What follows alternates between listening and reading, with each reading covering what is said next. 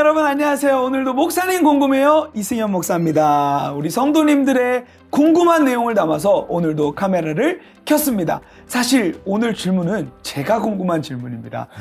목사님이 바라보는 세상은 어떤가요? 라는 이 주제인데요. 정말 하나님의 시선으로 늘 세상을 바라보시는 우리 귀한 류용일 목사님 모셨습니다. 안녕하세요. 목사님 안녕하세요. 목사님, 정말 목사님을 이렇게 옆에서 뵙고 보면 목사님 정말 이 세상을 하나님의 시선으로 보고 계신 것 같아요. 늘 자연의 아름다움을 보는 정말 아름다운 시선을 가진 우리 귀한 목사님과 함께 할 수 있어서 너무 좋습니다. 네, 목사님이야말로 진짜 최고 아름다워요. 목사님, 진짜 이 질문부터 바로 들어가 보도록 할게요. 네. 목사님, 정말 목사님은 말씀하시는 것처럼 정말 목사님이 바라보시는 이 세상이 정말 아름답기만 한가요? 아름답기만 하네요. 아름다워요로 말하면 네라고 말하고 싶은데 근본적으로 세상은 하나님이 만드신 피조물이라는 것, 하나님의 창조 작품이라는 것. 궁창이 하나님의 그 놀라운 영광을 드러내고 하늘이 하나님의 영광을 선포하고 그러니 하나님께서 지으신 창조물이라는 걸 염두에 두어야 세상 모든 것 어느 걸 보더라도 다 아름답다는 것. 풀포기 하나, 새소리 하나, 숲의 그 귀한 나무들 그리고 돌멩이도 하나님이 지으신 창조물이라는 거. 그래서 함부로 차면 안 돼요. 모든 게 다 하나님의 아름다운 창조물이라는 것. 그러나 그 속에 죄가 들어옴으로 말미암아 인간이 타락한 것처럼 만물도 옛날에 완벽한 아름다움을 다 가지지는 못하지만 그래도 여전히 세상은 하나님의 영광을 드러내는 아름다운 눈으로 봐야 된다는 겁니다. 맞습니다, 목사님. 자연도 그렇게 결국 죄가 들어오면 말미암아 그런 변화들이 있었지만 목사님, 정말 우리 성도님들이 살고 있는 수많은 삶의 현장이 죄가 들어감으로 말미암아 많이 타락하고 부패하는 모습들이 많이 일어나는 것 같아요. 그렇다 보니까 성도님들은 정말 이 지긋지긋한 세상 내가 피해 살아야 되나? 여러 고민들이 있을 수 있을 것 같아요. 아니면 내가 세상에 그냥 에라 모르겠다. 세상은 이러니까 동화되어야 하나? 이런 생각을 가질 수 있을 것 같아요. 굉장히 중요한 말씀인데 많은 성도님들은 신앙을 잘 가지게 되면 가질수록 세상에서 멀어져야 된다. 그렇게 생각을 하죠. 그렇죠? 불교의 사찰은 산중으로 들어가지만 기독교인들은 산중으로 가는 것이 아니라 우리는 오히려 그럴수록 세상 한복판으로 들어가야 된다라는 것. 예수님의 성육신의 의미가 뭘까요? 하나님께서 하늘을 버리시고 이 땅에 오실 때 찬란한 빛으로 우리가 보지 못하는 빛으로 오신 분이 아니고 정말 먼지 펄펄 나는 갈릴리 해변에 인간의 몸을 입고 세상에 들어오셨다라는 거. 그래서 타락한 세상으로 주님이 들어오신 거예요. 우리도 비록 타락한 세상이지만 이 세상은 악에 찌들어 있고 피해야 되고 원수 같은 세상이고 아니고 오히려 우리는 이 세상을 긍휼히 여기고 안타깝게 여기고 회복돼야 될 하나님의 대상으로 여겨야 세상을 품고 이 안에서 그리스도인들은 무엇을 해야 될까? 우리 사명을 오히려 발견하게 되는 것 같습니다. 맞습니다. 목사님, 이건 굉장히 본질적인 문제인 것 같아요. 이 문제들이 계속해서 죄로 말미암아 타락되다 보니까 이 사람들이 방향이 두 갈래로 나눠지는 것 같아요. 어떤 사람들은 금욕해야 된다. 완전 담 쌓고 살아야 된다, 세상하고. 어떤 사람들은 어차피 세상 안 바뀌니까 동화돼야 된다. 목사님, 이 흐름이 역사 속에 계속 있었죠. 계속 있었죠. 그럼요.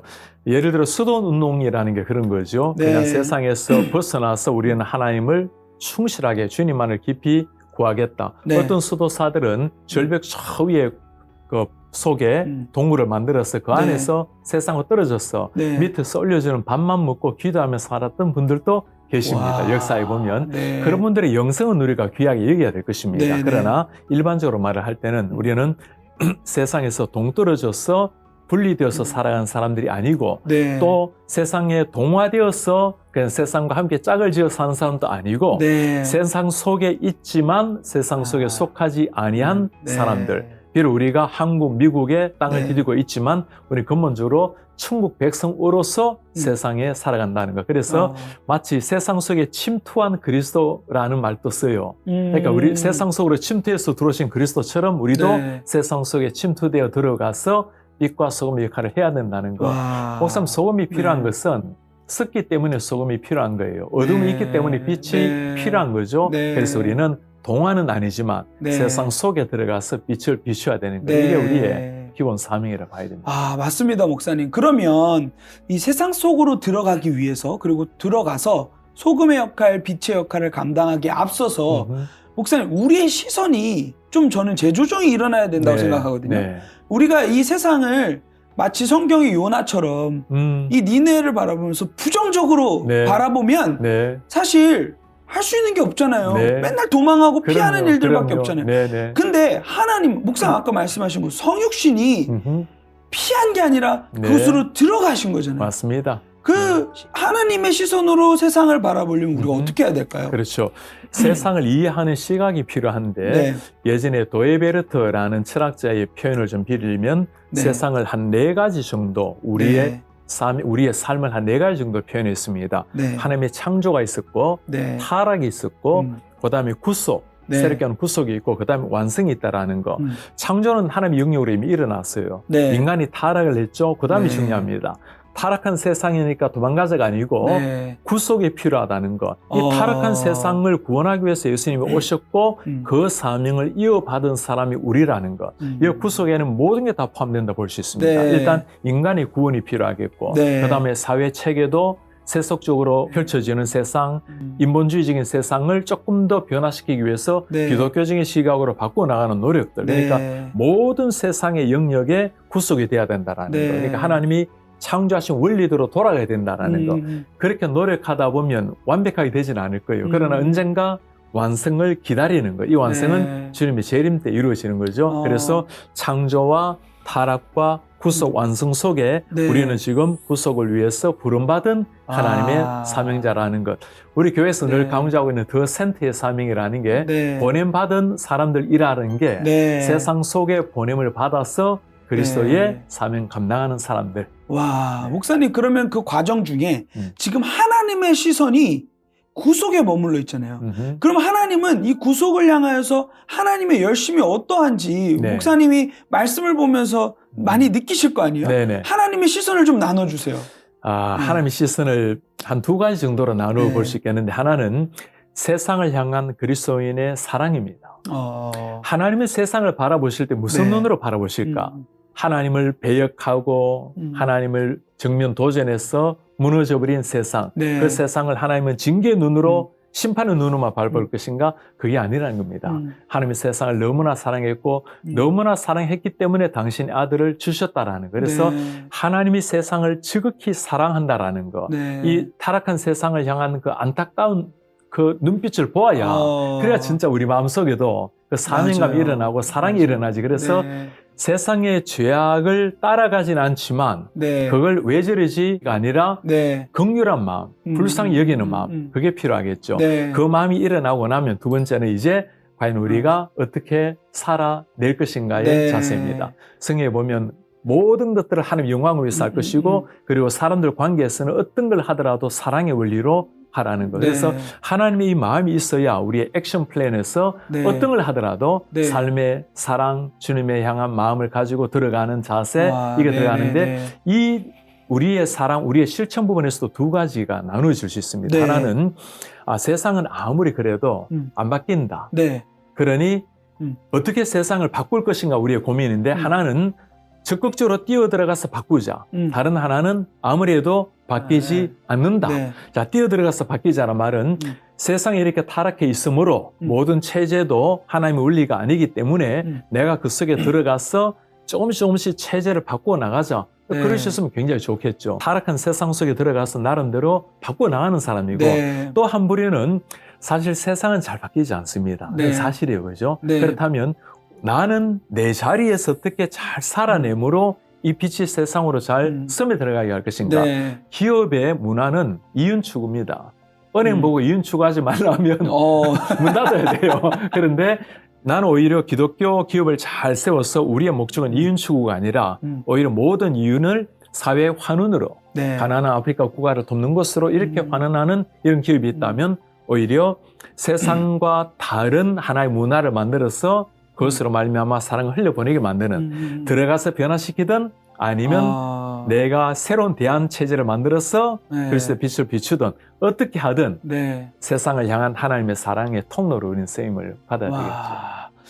목사님의 이 말씀을 들으니까 이제 우리가 뭔가 구체적으로 액션하기 이전에 자신을 좀 돌아보게 되는 것 같아요. 네. 이 화살을 변하지 않는 사람 혹은 세상에 자꾸 쏘아댈 게 아니라 네. 그러면 나는 어떻게 살고 있는가가 굉장히 중요하다는 것을 목사님 보게 되는 것 같습니다. 아주 중요한 지적인데 네. 목사님 네. 리드와 팔로우의 차이가 바로 여기 있어요. 문제를 발생했을 때, 네. 보았을 때 네. 문제는 다 있습니다. 네. 문제를 보았을 때 왜 이게 문제야? 라고 말하는 사람들은 그냥 팔로우, 그냥 군중들입니다. 네. 문제가 있을 때 그러면 어떻게 해결해야 될까? 네. 내가 이 문제 앞에서 뭘 해야 될까? 네. 이게 진짜 리더의 모습이죠. 네. 기독교인의 자세가 바로 거기에 있습니다. 네. 이 문제를 보았을 때 내가 어떻게 살아내야 될 것인가? 예수님은 그 문제 때문에 당신의 생명을 주셔서 인류의 근본 문제, 죄의 문제를 해결을 하신 겁니다. 네. 그리고 우리도 그 앞에서 내가 어떤 식으로 살아내므로 주님의 뜻을 표현해낼 것인가. 네. 그게 사실 우리 그리스도는 해야 될 자세죠. 맞습니다, 목사님. 그러면 목사님께서 성경에 많은 구절이 있는데 그 중에 정말 세상을 대하는 그리스도인의 태도, 자세는 이래야 한다라는 걸 좀 레퍼런스로 좀 주실 수 있으실까요? 네. 노아의 시대에 보면 모든 사람들이 육체를 변해버리고 모든 사람이 주님 앞에 범죄한 세상이 되어버렸죠. 그때 노아를 보고 하나님이 노아는 의인이요. 당대의 완전한 자라. 그 말은 노아는 이 세상의 물결 속에 휩쓸리지 아니하고 하나님 앞에 살아내었다라는 거. 어찌 보면 지금이 많이 세속적으로 변해가고 모든 것들이 거대한 쓰나미처럼 이 세속의 물길을 흘러가고 있는 이 한가운데 우리 교회도 서 있는데 이런 상황 가운데 어떻게 살아낼 것인가. 하나님을 향해서 묵묵하게 걸어가는 사람. 사실 노아가 120년 동안 방주 짓는 것은 거의 불가능합니다. 가능했던 유일한 이유 하나는 세상이 아니라 하나님을 보았다라는 거. 그게 진짜 비결이겠죠. 그리고 제가 아까 그리스도인들이 모두가 다 알고 있는 그 한마디, 하나님이 세상을 이처럼 사랑하사 독생자를 주셨다라는 거. 하나님이 세상을 사랑하셨는데 긍휼히 여기셨는데 우리는 다른 옵션 없어요. 우리는 세상을 사랑하고 품고 예수님은 그 세상을 위해서 당신의 생명을 주셨다면 우리는 어떻게 이 세상 속에 희생함으로 그리스도의 빛을 잘 드러낼 것인가. 그게 우리의 삶이라 해야 되겠죠. 저도 하나님의 사랑을 처음 만났을 때가 생각이 나는데 하나님이 세상을 이처럼 사랑하사가 제 안에서 제 삶에서 해석이 안 되는 거예요. 왜? 이 지긋지긋한 세상을 왜 사랑하셔? 그리고 그 방법이 더 놀라워요. 그렇죠. 그 사랑을 하셔서 자기 하나뿐이 없는 아들을 내어줬다는 거. 저희가 이 마음을 예수님의 이 표정을 함께 품는 것이 목사님 늘 강조하시는 것처럼 너무 중요한 문제인 것 같습니다. 맞습니다. 그거 있으면 그것 때문에 우리 100년 전에 수많은 푸른 눈을 가진 벽안의 젊은이들이 한국으로 들어왔고 한국 땅에 자신들의 아이들을 묻으면서 복음을 전했고 그때 20대 30대 한국에서 많이 생명을 잃었어요. 그래서 지금 또 그 사랑을 가슴에 가진 사람들이 아프리카로 때로는 이슬람 국가로 선교로 나가는 이유가 무엇입니까? 이 사랑이 나의 사랑이 되었기 때문이죠. 그렇죠? 그래서 우리 많은 그리스도인들이 하나님이 세상을 이처럼 사랑해서 독생자를 주셨다는 말씀이 내 속에 확 가슴에 들어와서 그러고 나면 세상을 볼 때 미워하지 않고 긍휼을 가지게 돼요. 긍휼한 마음으로 세상을 보게 된다는 거. 목사님이 늘 보시는 시선이 있잖아요. 십자가와 예수님의 죽음을 생각하면 모든 것이 단순해진다. 정말 이 시선 전환이 너무 중요한 거라고 생각이 듭니다. 목사님 하나님이 세상을 사랑하셔서 십자가 지시고 죽으셨잖아요. 그 시선으로 살아가는 저희가 되면 너무 좋을 것 같아요. 목사님, 그러면 이제 구체적으로 이제 목사님이 나 스스로가 하나하나 바뀌면 정말 세상도 차츰 변화될 수 있다. 사실 목사님 의견이기도 하지만 성경에 봐도요. 목사님 초대교회 성도들이 모이기를 힘쓰고 사도의 가르침을 받은 대로 떡을 나누며 정말 재산까지도 통용하잖아요. 맞습니다. 근데 날마다 수가 계속 더해지는 일들이 일어나는 것처럼 목사님 이런 일들이 오늘날에도 일어날 수 있을까요? 그 질문에 이미 확신에 찬 질문이에요. 일어나야 되겠고 네. 일어날 수 있죠. 그죠? 네. 로마 시대 같은 경우는 그렇게 살기가 참 어려웠습니다. 살 때 다가온 것은 박수가 아니라 핍박이었어요. 그러나 그리스도인의 공동체는 묵묵하게 대한 공동체라고 부를 정도로 세상에 사회가 있지만 그리스도인의 사회가 진짜 아름다운 네. 생명의 섬김의 희생의 사회가 되었을 때 네. 자연스럽게 로마가 바뀐 것처럼 네. 예를 들면 로마 150년 때는 로마의 기독교율이 0.07%였어요. 10,000명 중에 7명. 200년 후에 350년이 되었을 때는 52.9%.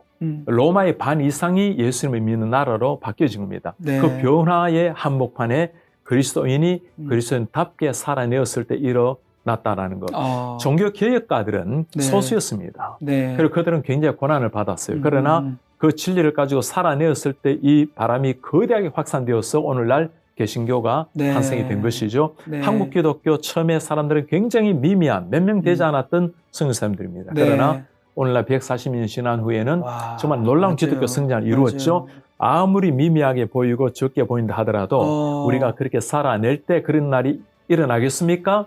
역사가 보여주잖아요. 아멘입니다. 일어난다라는 거. 네. 그래서 반드시 우리 그렇게 살아내야 될 것이고 와. 그런 미래를 확신하며 소망 가운데 나아갈 것입니다. 와, 목사님 정말 목사님의 시선이 너무 멋져요. 이렇게 세상의 아름다운 하나님의 창조의 세계에 그 원형을 계속해서 주목해 나가고 결국은 또 타락했지만 회복시키실 네. 하나님을 바라본다는 것 자체가 저에게 너무 도전이 되고 네. 감사인 것 같습니다. 목사님 정말 그 마태복음 말씀처럼 너희 착한 행실을 보고 세상 사람들이 하늘아버지께 영광을 네. 돌리게 되는 일들이 일어났으면 좋겠습니다. 네. 그러기 위해서 저부터 잘 살겠습니다, 목사님. 저도 그러겠습니다. 목사님 감사합니다. 감사합니다.